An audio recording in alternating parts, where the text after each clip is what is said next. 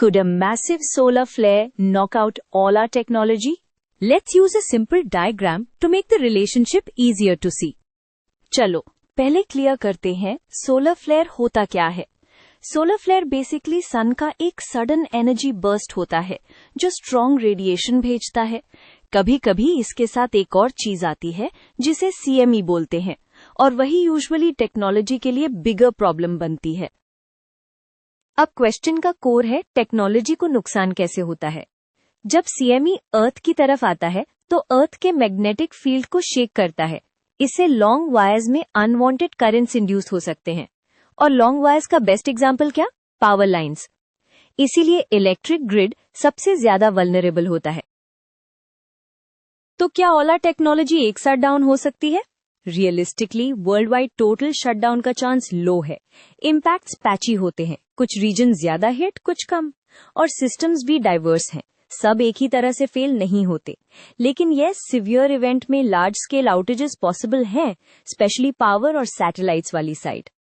अभी common misunderstanding, internet सिर्फ space में नहीं होता। इंटरनेट का backbone fiber cables, routers, data centers और मोस्ट इम्पॉर्टेंटली इलेक्ट्रिसिटी पे डिपेंड करता है। तो अगर ग्रिड डाउन हुआ तो मोबाइल नेटवर्क्स, वाईफाई, सर्वर्स सब अफेक्टेड होंगे, even if cables physically safe हो। सैटेलाइट्स का एंगल भी इम्पॉर्टेंट है। स्पेस वेदर सैटेलाइट्स के इलेक्ट्रॉनिक्स को डैमेज कर सकता है, GPS एक्यूरेसी डिग्रेड हो सकती है और रेडियो कम्युनिकेशन में डिसरप्शंस हो सकते हैं। इसका मतलब navigation, aviation, timing signals and some emergency comms में सीरियस इश्यूज आ सकते हैं। बट नॉकआउट फॉरएवर वाली बात पे थोड़ा सोचो।